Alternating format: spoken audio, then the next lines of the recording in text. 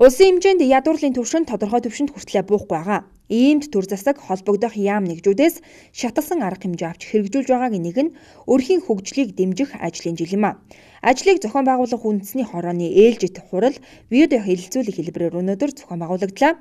За видео хэлэлцүүлэгт 13 аймаг оролцож, орон нутагт зохион байгуулагдаж байгаа арга хэмжээ, бодлогын уялдаа, мөн зорилттой төрхийг тодорхойлж ажиллах, иргэдийн итгэх санаачлагыг өрнүүлэх чиглэлээр хэрхэн ажиллаж байгаагаа мэдээлсэн юм а. Үүний хүрээнд цаашид ямар асуудалд анхаарч ажиллах үүрэг өгсөн.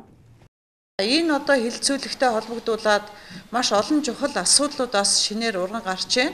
Тэгэхээр энэ дээр сум хөгжлийн сан, хөдөлмөр эрхлэлийг дэмжих сан, мөн бусад тусгай сангуудын үйл ажиллагааг уялдуулах, энэ төсөв мөнгөний бодлого хуваарлтын асуудлаар үр дүн гарах асуудлаар бас салбарууд нэлээд бодлогоо уялдуулах талаар ярьлаа.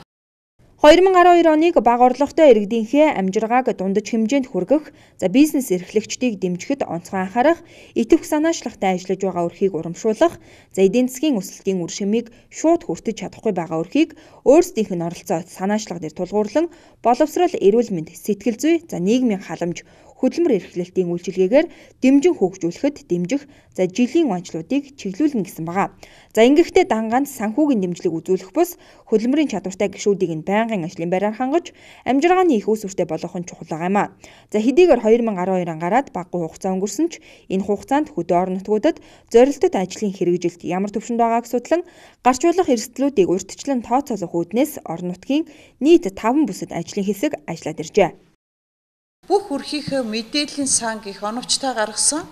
Ямар өрх дунджаас доогуур орлоготой нин ядуу өрх байна вэ? Ямар өрх дундаж орлоготой, ямар өрх амжиргааны төвшөнд боломжтой цаашдаа ажлын байр бий болгоод явах юм өрх байна вэ гэдэг талаар зорилттой хэлбэрийн өрхүүдийнхээ байдлаар бүгдийг мэдээлжүүлэлт гаргаж авсан байна. Тэгэхээр энэ мэдээллийн үндсэн дээр ямар ажил дэмжлэгийн бодлогод хийх ёстой вэ гэдэг бодлогоодоо гаргаад явхад илүү хялбар тусч байна гэж хэлмээр байна. Баян-Хонгор аймгийн төвшөнд харьцангуй их оролцоо муутай, дээрээс нь мэдээллийн сангаач бүрдүүлээгүй, ирж оролцсон төлөөллийн хувьд ямар ажил хийгдэж байгаа, ямар хөтөлбөр уялдаа холбоотой байна уу гэдэг талын мэдээлэл их муутай байлаа.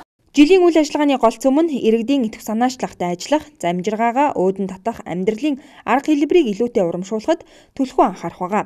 Мөн залхуурлыг арилгах, амьдрах арга ухаанаа олоход ашиг тустай олон арга хэлбэрийг бий болгох, аймаг орон нутагт ажлын уялдаа холбоог сайжруулах, хичнээн өрхийн амжиргаа дээшлэх гэдгээр засаг дарга нарын жилийн ажлыг дүгнэх системээр үр дүнг гаргахыг зорж байна.